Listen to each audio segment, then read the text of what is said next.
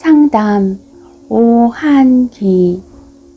답심리 도서관에서 상주 작가로 일한 건 작년 가을부터 올해 봄까지였다. 문화예술위원회의 지원을 받아 얼마간의 월급을 받고 자서전 특강, 독서 토론회 운영 따위를 하는 일종의 계약직 강사였다. 주 5일을 9시까지 출근해야 했지만 나름 만족했다.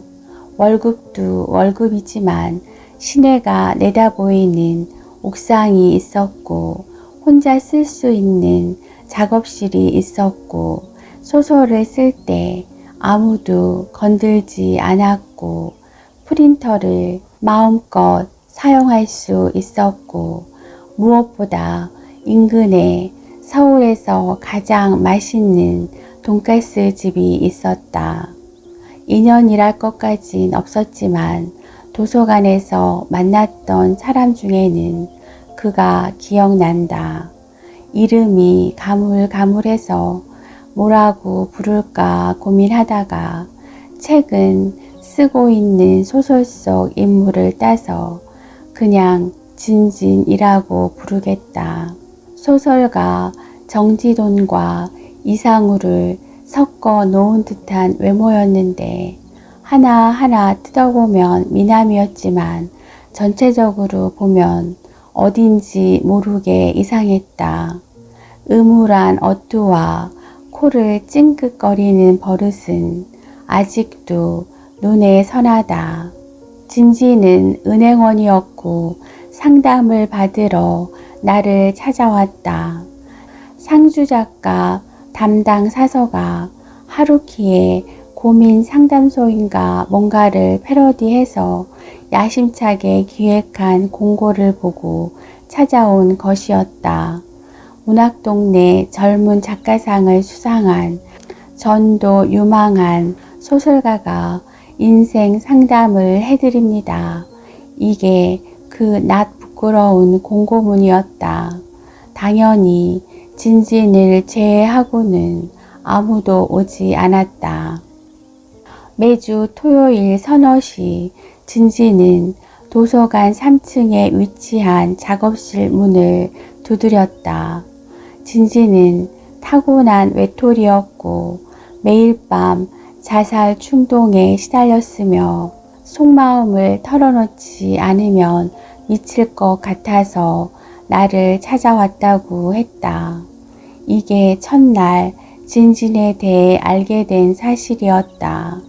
그 뒤 몇 번은 상담이랍시고 이것저것 적기도 하고 훈수도 두었는데 언제부턴가는 외톨이에 걸맞은 진진의 삶이 너무나 우울해서 듣기만 해도 벅찰 지경에 이르렀다.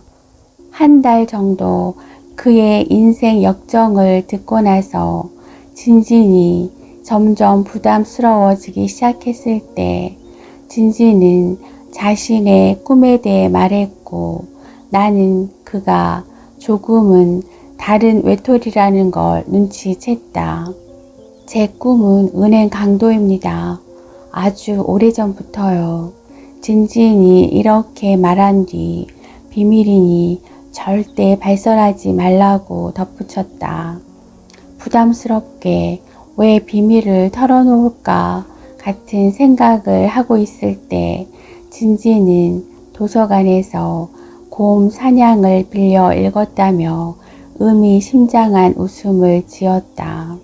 마치 동료 악당을 만났다는 듯이 작가님과는 대화가 잘 통할 것 같았습니다. 그 소설을 읽고 확신했죠. 그래서 찾아온 겁니다. 좀도둑질이라도 들킨 듯 가슴이 철렁했다. 곰 사냥은 소설가와 시인이 곰 가면을 쓰고 은행을 턴다는 내용의 장편 소설이었다. 맞다. 나는 은행 강도의 낭만 같은 걸 간직하고 있었다. 말이 나왔으니 하는 소린데 나는 은행 강도가 사라지고 있는 현실이 서글펐고 과도하게 발전한 보안 시스템을 증오했으며 영화나 드라마에 은행 강도가 나오면 무조건 은행 강도 편이었다. 빌어먹을 경찰들.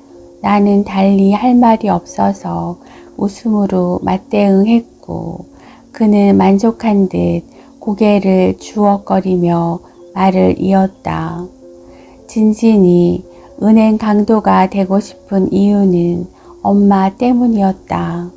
진진의 모친은 빚을 갚느라 인생 대부분을 좀먹었다.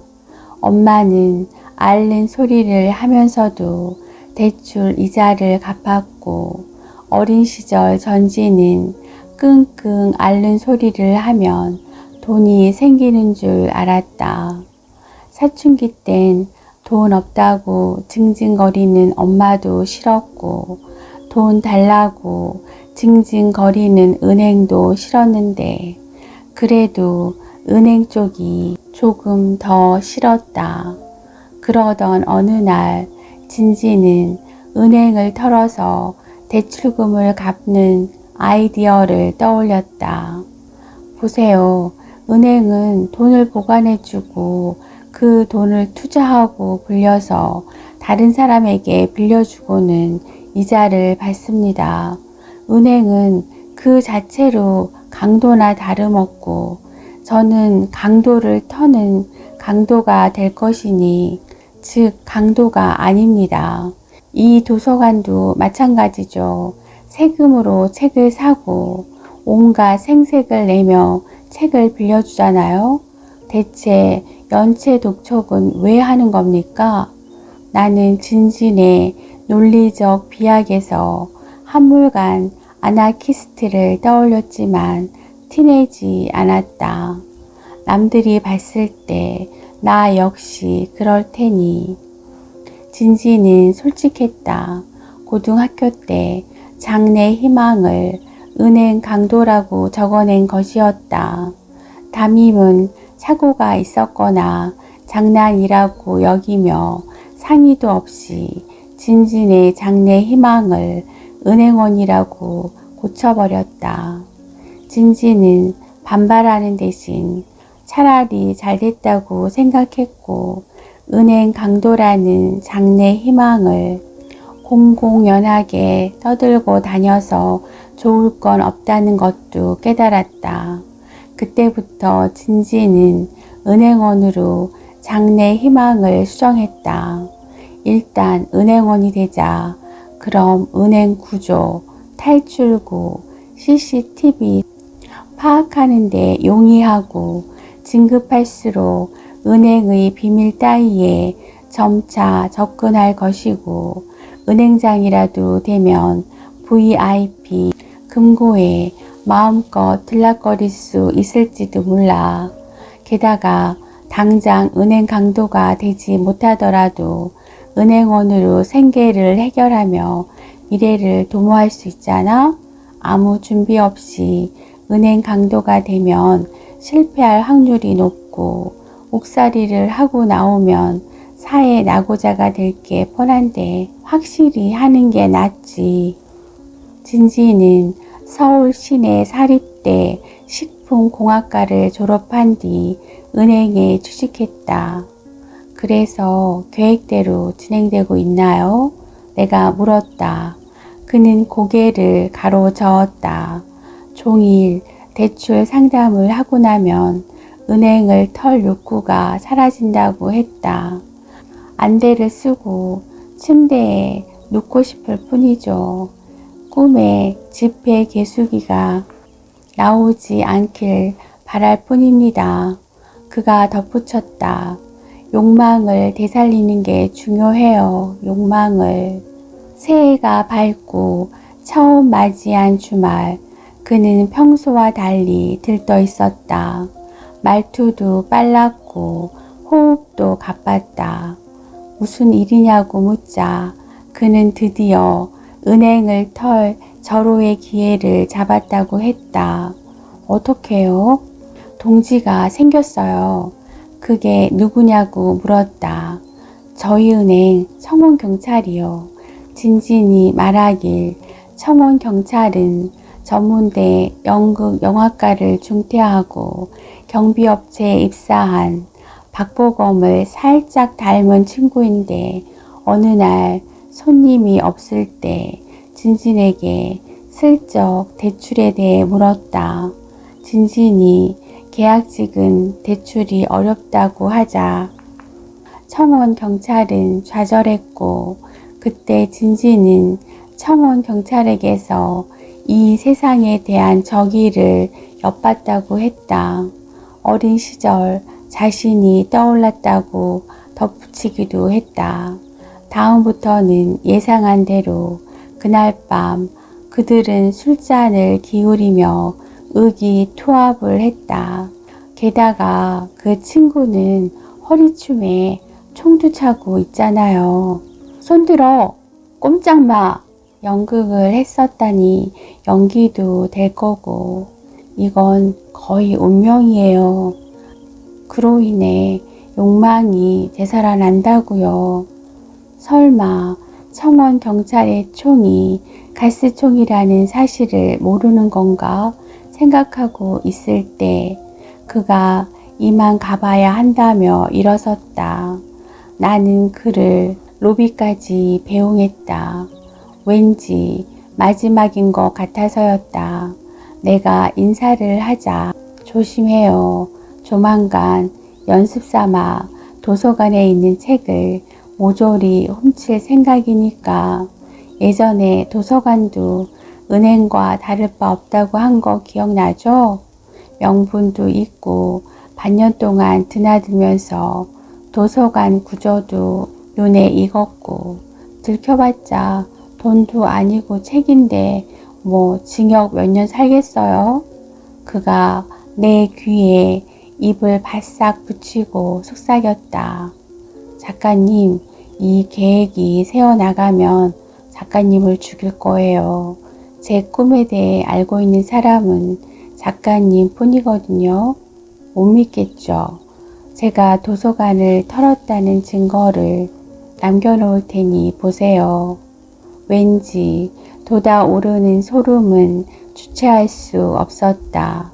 그 사이 그 증거가 대체 무엇인지 물을 겨를도 없이 진지는 시야에서 사라지고 있었다.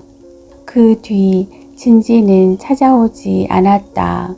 도서관은 털리기는커녕 지역구 국회의원 기증도서 수천 권을 전시하느라 책장을 더 주문해야 했다. 인터넷을 검색해 봤지만 은행이 털렸다는 뉴스 같은 건 보이지 않았다. 한 달이 지나자 나는 진진을 완전히 잊었다. 상주 작가 계약 기간이 끝날 시기가 다가왔기 때문이었다. 바빴다. 자서전 특강 수강생들의 글을 모아 책을 만들었고 나는 자급자족 한 달을 마무리했다. 무엇보다 미래를 모색해야 했다. 무슨 일로 밥벌이를 할지 찾아야 했고 혹시 드라마 작가가 돼 부귀 영화를 누릴 수 있지 않을까 기대하며 사서 삼경이라는 단막극과 미지와의 조우라는 미니 시리즈를 써서 공모전에 제출했다.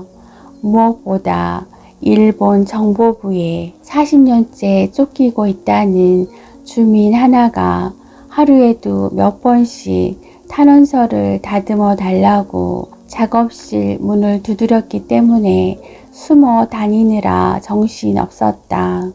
나는 또렷이 기억한다. 4월 6일 식목일 다음 날 출근했는데 도서관 곳곳에 폴리스 라인이 쳐져 있었고 경찰이 돌아다녔다. 사서에게 무슨 일이냐고 물었더니 어젯밤 강도가 들어서 책을 모조리 훔쳐갔다고 했다. CCTV 분석 결과 강도는 2명이고 복면을 쓰고 있어서 확실치는 않지만 그중 하나는 도서관 회원으로 추정된다고 했다. 짐작가는 회원 있나요? 사서가 물었다. 나는 나도 모르게 고개를 세차게 흔들었다. 사서는 이상하다고 했다. 왜 그러냐고 묻자 사서는 책이 전부 사라졌는데 곰 사냥만 남아 있다고 했다.